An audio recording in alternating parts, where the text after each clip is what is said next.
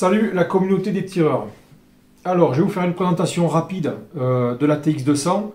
Je vous avais dit lors du déballage que je vous ferai une séance donc, de test de tir. 20, 30, peut-être même 35 mètres. Mais avant ça, je vais vous la présenter. Voilà, je vais essayer de rien oublier. Je vais faire ça assez rapidement. Je ne vais pas vous saouler avec des détails techniques. Bien que elle en vaille le coup. Mais bon, bref. Après, c'est si ça vous plaît pas, vous avancez un petit peu et puis, enfin, vous avancez dans l'autre sens, la vidéo, puisque moi, je suis à l'inverse. Donc, vous avancez dans la vidéo et puis vous irez voir directement la séance de tir si vous voulez pas voir la présentation. Allez, bon, c'est parti, je vous la présente. Donc, la TX200 de chez Air Arms et c'est une finition Ultimate Springer Laminate. Donc c'est une série qui a commencé à être produite là en 2023, début 2023, donc il y a à peu près un an. Voilà pour ça. Elle mesure 105 cm,5. Très important les 0,5. 105,5 cm de long pour 4,4 kg à nu. Voilà. Sachant que moi je l'ai équipé avec le AOP 55 de chez Sportmatch et la Hawk, c'est de la Air Max, c'est la 41240 AO AMX. Et là, dans l'ensemble, elle fait à peu près presque 5 kg. On avoisine les 5 kg. Voilà pour les données d'ensemble. Ensuite, là, je vais partir de la gauche vers la droite. Donc, vous, la droite vers la gauche. Je vais commencer donc. Alors, le canon, on ne le voit pas parce que le canon, en fait, il est gainé. Il est dans un tube. Voilà. Donc, c'est un Lothar Walther. Donc pour ceux qui ne connaissent pas Lothar Walther, vous allez sur internet. Je ne vais pas vous faire l'historique, mais ce sont des canons. Je me trompe pas si je vous dis que c'est la Rolls-Royce des canons en air comprimé.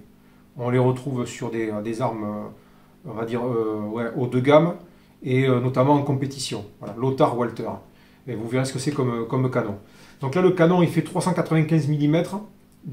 Donc ici, insertion du plomb, et la bouche se trouve à peu près par là.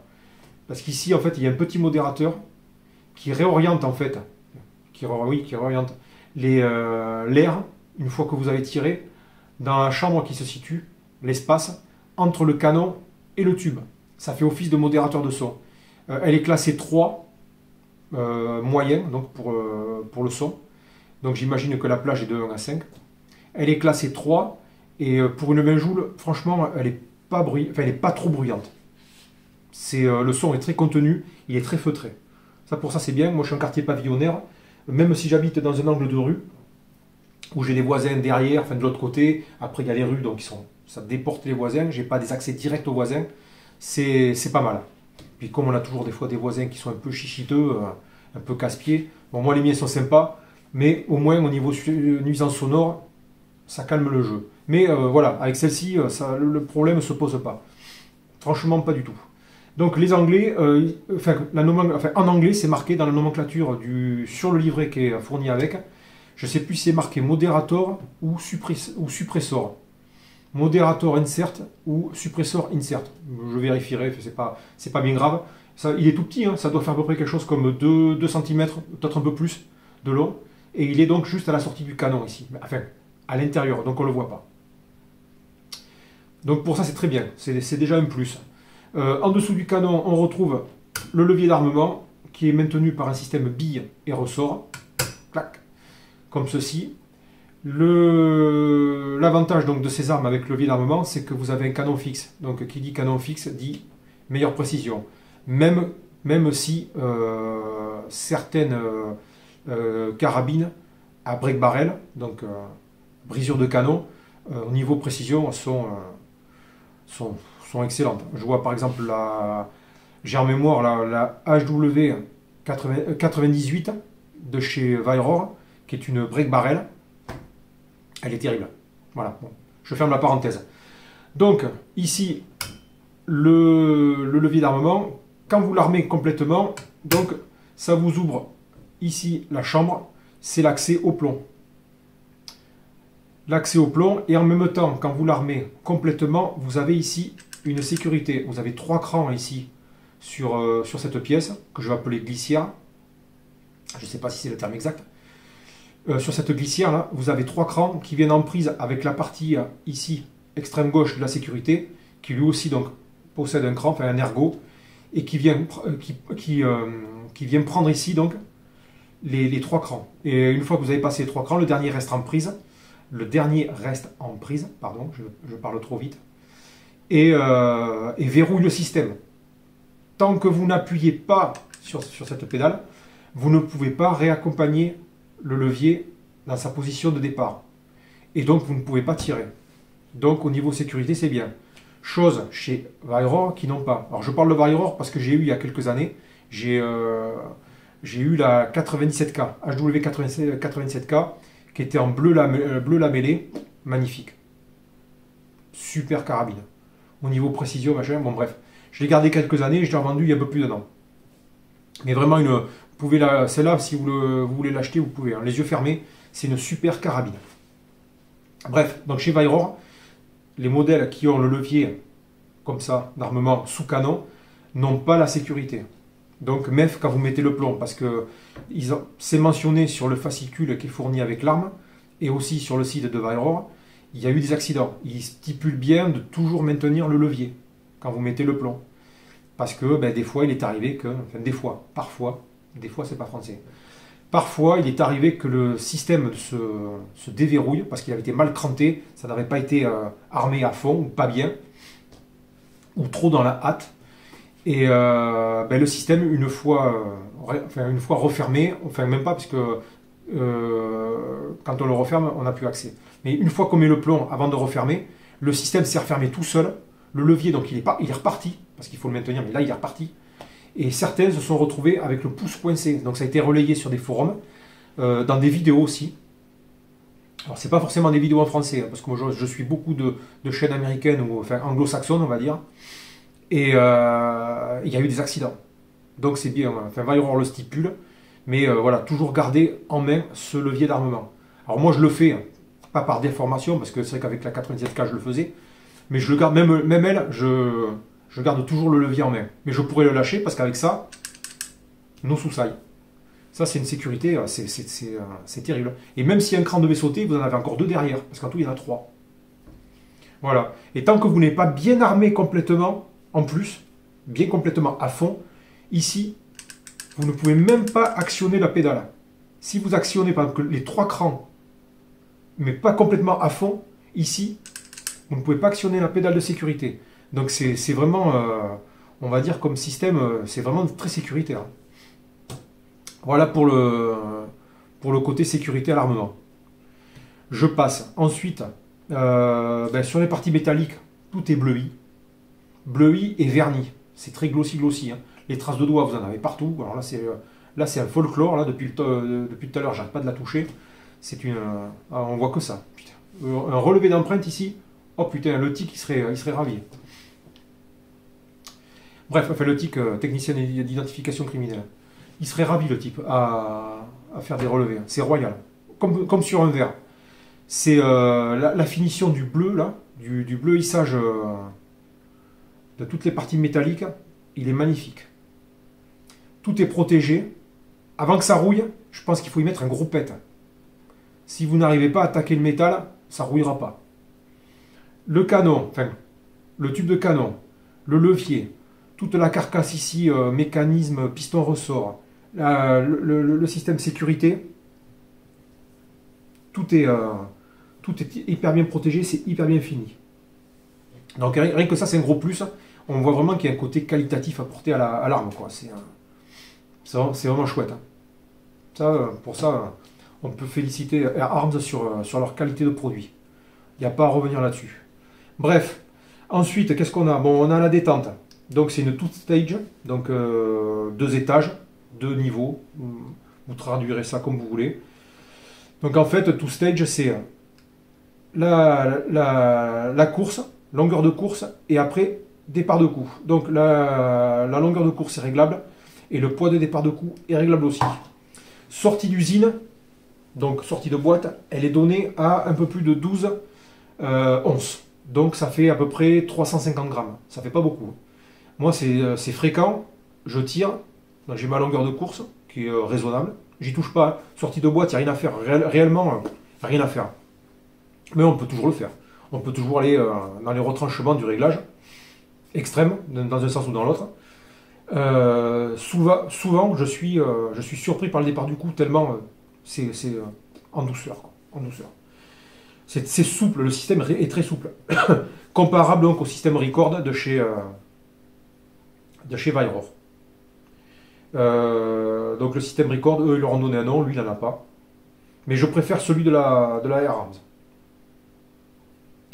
Je préfère. Ouais, je vous dis, je le trouve plus agréable, plus souple, c'est un ressenti. Il faut avoir testé les deux pour s'en rendre compte. Moi, je préfère celui-là.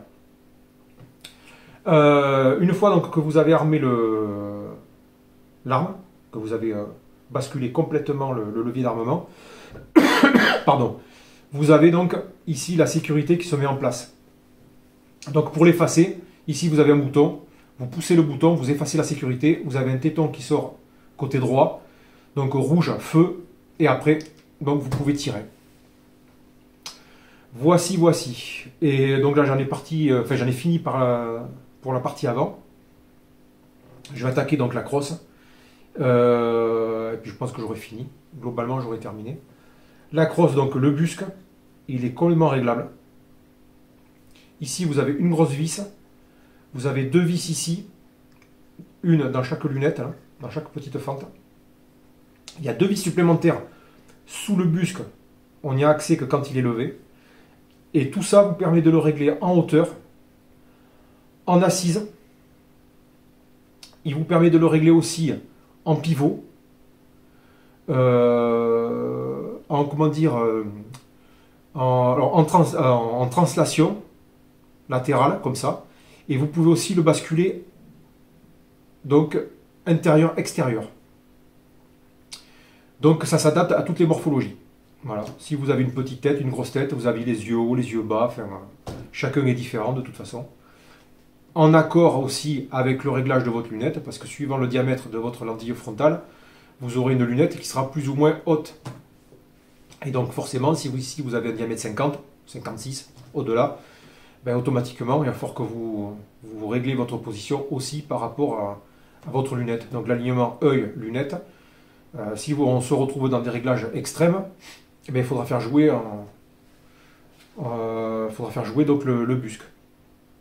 C'est pas mal. Moi, je sais que dans cette configuration-là, et ma morphologie, je n'ai pas besoin de faire quoi que ce soit avec le busque. J'appuie ma joue, je m'aligne naturellement sur le viseur, quoi. Et pour terminer, on a le pad arrière, donc le pad amortisseur, qui lui est réglable en hauteur, et il est réglable aussi en pivot intérieur-extérieur. Voilà. Donc, si vous êtes fluet ou costaud, aucun souci. Si vous êtes fluet, vous allez vous ramener vers vous, que vous soyez droitier ou gaucher d'ailleurs, vous allez vous ramener vers vous le pad amortisseur. Et si vous êtes par contre costaud, avec une carrure donc imposante, vous allez l'éloigner. Tout ça pour avoir toujours un confort de tir optimal et vous retrouver avec le pad amortisseur dans le creux du bras, le creux de l'épaule. Voilà. Je crois que j'en ai fini. J'ai tout présenté, j'ai tout donné. Je crois que j'ai fait le tour complet. Voilà. Donc maintenant, quand le temps va le permettre, je vais faire les tirs dehors. Là. Alors j'avais dit 20-30 mètres, je vais peut-être pouvoir même atteindre 35 mètres. Ça va être faisable. J'ai pris mes mesures, c'est faisable. Alors j'avais une lunette de tir, entre guillemets, je rigole. J'avais une lunette de tir pour faire justement les tests, mais j'en ai profité pour tirer avec une autre arme. J'en ai profité pour faire d'autres challenges. Donc j'ai pas fait encore avec celle-là les tests officiels, parce que moi j'ai déjà tiré pas mal. La carabine, elle est rodée depuis un petit moment. Donc je ferai ça quand le beau temps va revenir, puisque là on est revenu vers un temps plutôt humide, froid, c'est couvert. Enfin bon, c'est pas un temps à aller dehors, quoi. Mais ça va pas tarder, les beaux temps vont revenir. Ça devrait pas, on va pas attendre, je vais pas attendre longtemps. Voilà. Donc là, je vais peut-être la tester. Les cartons que j'avais fait sur une dernière vidéo, j'avais tiré avec du exact, donc du JSB. Du exact, c'était les standards, hein, les 0,547. Là, je vais tirer peut-être avec les heavy. Je vais tester les heavy à 0,67. J'en ai trié quelques-uns l'autre jour, entre 0,668 et 0,672. Ça me donne une plage de 5 mg sur les plombs là. Donc je pense qu'on aura quelque chose de cohérent. Il n'y aura pas une grosse disparité entre les différents plombs, parce que des fois on peut tomber sur des plombs. Ça arrive. Je dis, oh merde, un flyer. Mais moi j'ai pesé des Barracuda, si je dis pas de bêtises. Des Barracuda, ils sont donnés à 0,69 grammes. Si je dis pas de bêtises, c'est ça. C'est des Barracuda à 0,69 grammes, avec la petite balance électronique, là, donc au milligramme près. J'en ai aucun à 0. Enfin, j'en ai très très peu à 0,69. La totalité, enfin pas la totalité, la majeure partie, il y a beaucoup à 0,68. Et tout le reste, c'est du 0,65, 0,66, 0,67. Vendu pour du 0,69. Et après on se dit, merde, putain, j'ai des flyers. Alors, on comprend pourquoi. Hein. Vous commencez à faire du tir, vous êtes sur des 0,68, 0,67, et vous tombez sur un 0,65. Ça doit jouer. Hein. Ça doit jouer. Suivant les carabines, ça joue. Ça, c'est certain. Bref, donc là, j'ai mes Exact Heavy. Je les ai pesés entre 0,668 et 0,672. Donc on a quelque chose de cohérent dans la masse des plombs. Donc je vais vous faire ça. La magie du montage fait que vous aurez le tir juste après. La fin de la présentation. Et puis voilà. Je vous remercie de m'avoir suivi. Je vous souhaite une bonne journée. Tirez bien. Prenez du plaisir. Et puis moi, je vais aller vaquer à mes occupations de montage et la fin de la vidéo. Voilà, merci, à bientôt. Ah oui, à bientôt. Peut-être rapidement une surprise. Vaillror, je dis que ça. Voilà. Vous aurez la surprise. Je ferai une vidéo, pareil, du tir. Hein. On sait faire que ça. Allez, merci et puis à bientôt. Donc, nous voici sur la ligne de tir. Dans un premier temps, donc ça sera le tir à 23 mètres, pas 20, 23 mètres ça sera. Et derrière, donc après, ça sera à 35 mètres. Les plombs, donc c'était ceux annoncés, hein. JSB Exact Heavy. Alors j'ai pas retouché la carabine, puisqu'habituellement je tire avec des JSB normaux. On verra si ça coupe pareil. Si on est un peu plus bas, un peu plus haut. Allez, c'est parti.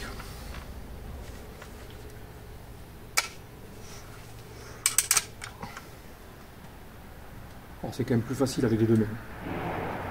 Parce qu'au bout d'un certain temps, après, le bras il fatigue. Et c'est vrai qu'elle est quand même assez dure à armer.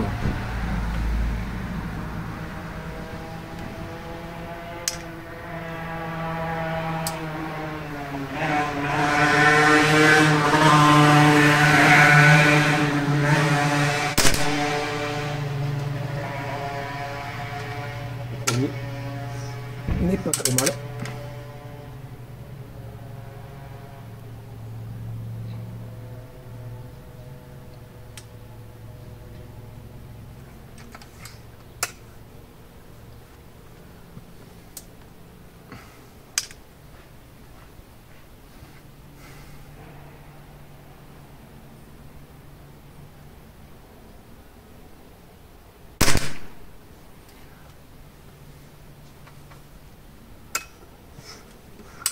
On va dire que pour moi ça se passe bien.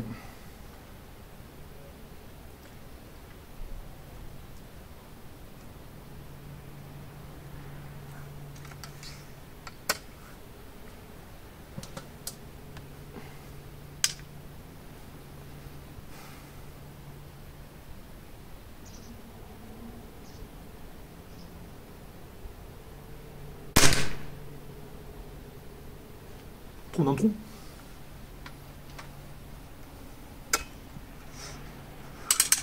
J'ai bien l'impression.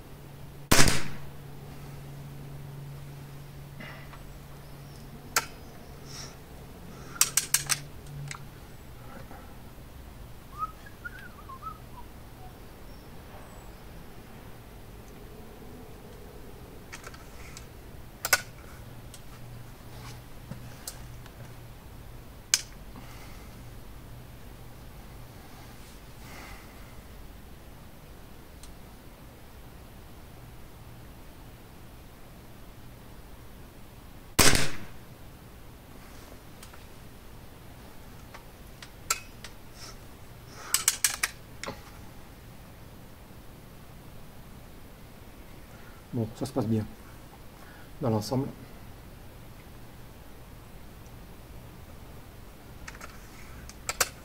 On va pas faire la fine bouche.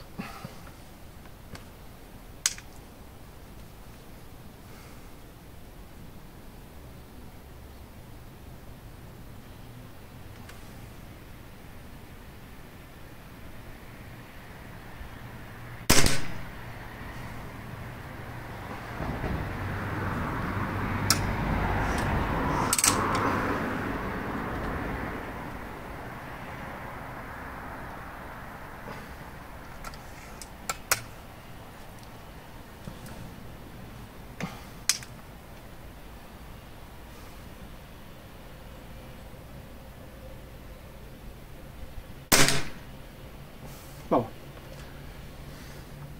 Alors habituellement je tire dans l'autre sens, mais comme on est en hiver, le soleil est beaucoup plus rasant et je l'ai dans la tête. Donc c'est pas agréable pour tirer quoi. Donc pour le coup, là je tire dans ce sens là.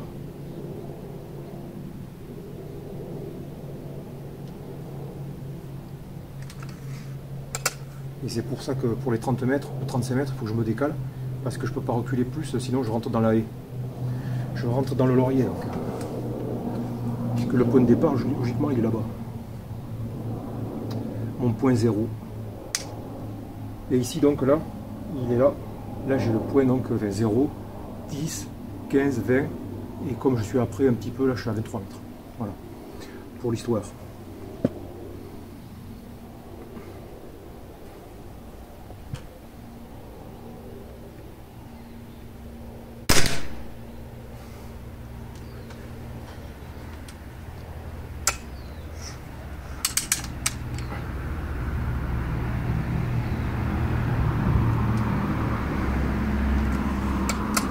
Celui-là il se passe bien, pour le moment on est peinard.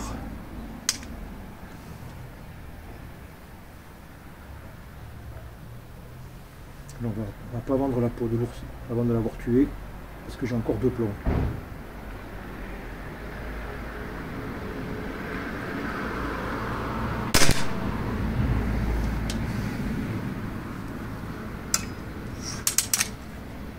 Voilà, c'est bon. Le dernier.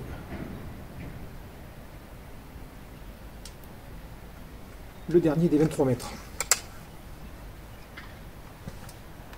Allez.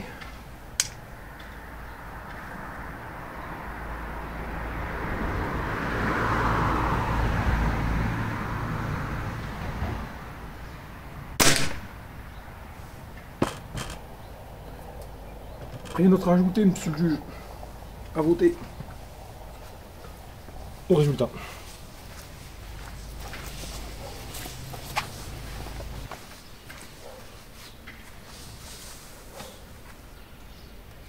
Bon, mais 23 mètres,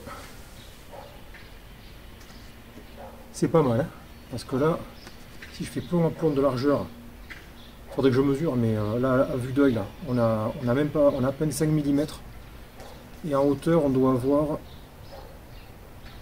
13 mm. Allez, à tout casser. Voilà, 23 mètres. Piston ressort.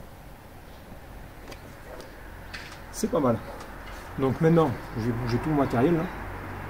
Je vais partir derrière et on va faire le tir à 35 mètres.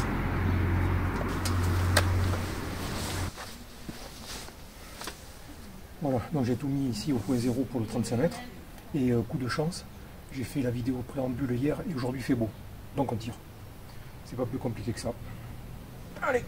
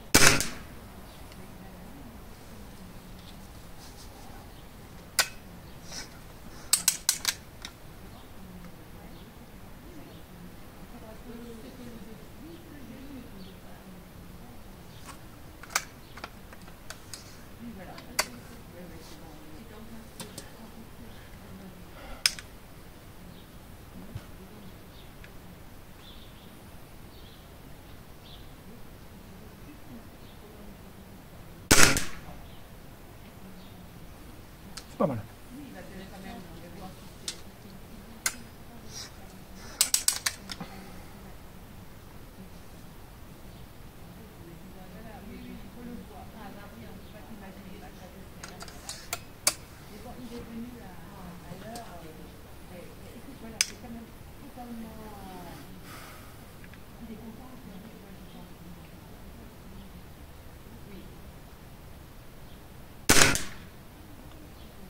La mouche. The fly. Bzz.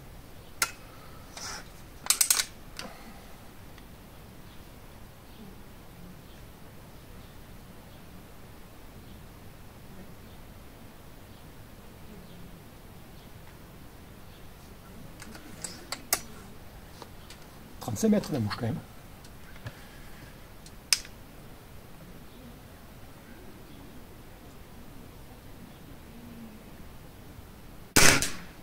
Un peu haut.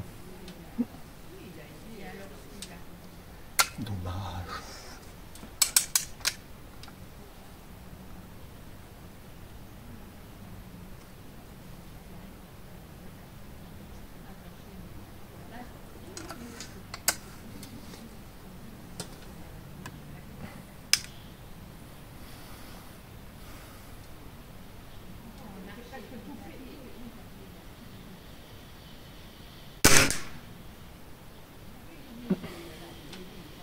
Un peu bas.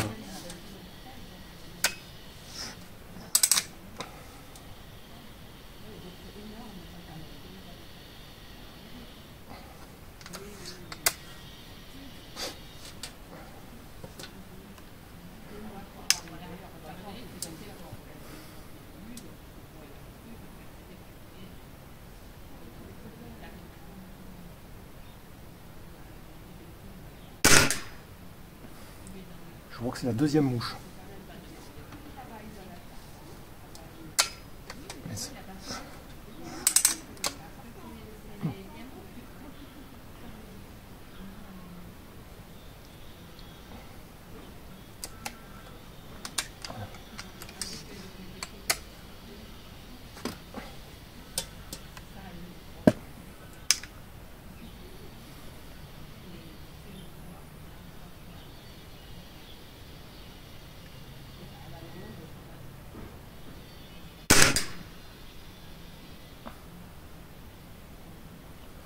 Troisième mouche. C'est un festival. Voilà, peut-être que je me trompe parce que je vois pas.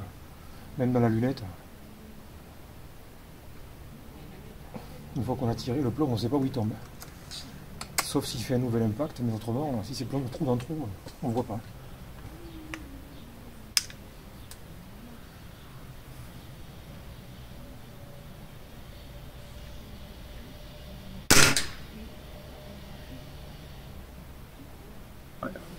Je crois qu'il a fait un trou dans le trou, mais dans celui en bas à gauche. Celui qui est légèrement... dommage. Dommage.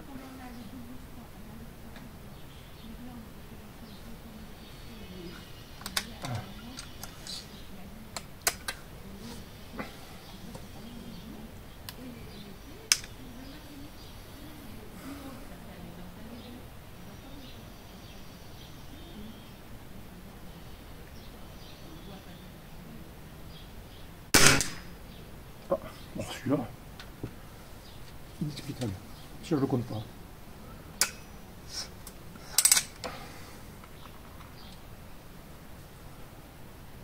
Là, le 9e, il compte pas. C'est un beau flagrant. Rien à voir avec la machine.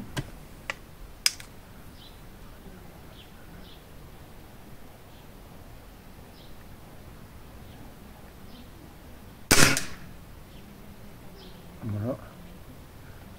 Et donc pour le coup, j'en prends un 11e pour qu'on ait plus quelque chose qui se rapproche des capacités de la carabine et pas d'un plomb. Parce que là c'est purement le plomb.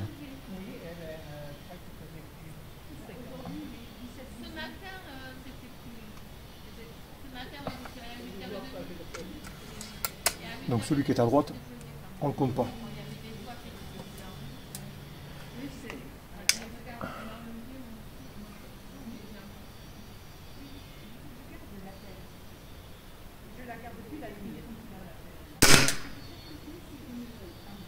Je crois que c'est encore la mouche, j'en suis pas sûr, mais voilà. Donc, je précise, il y a bien 11 plombs, mais celui qui est en bas à droite, c'est purement un flyer. Donc celui-là, on l'écarte.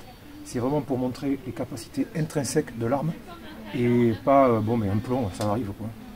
Voilà, bon allez, on va refermer tout ça. Hop. Au résultat.